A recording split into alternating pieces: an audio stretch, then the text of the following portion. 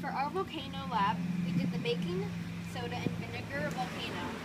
And so all we did was we had some dough and we made some homemade dough, put it around a regular water bottle, and inside the water bottle there is warm water, and we put a few drops of red dye into it with just 6 drops of dishwashing gel, and then we put some baking soda in it, and now we're going to finally put vinegar in it.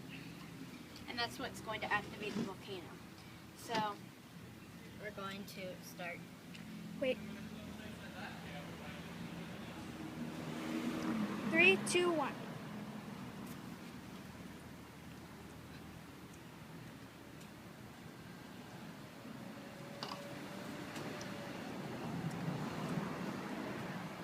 It's pink!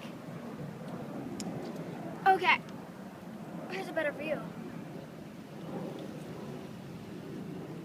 Just dump it. The more you put in, it will just keep exploding. Just finish it. So yeah, that's our baking soda and vinegar volcano. Thanks. Bye!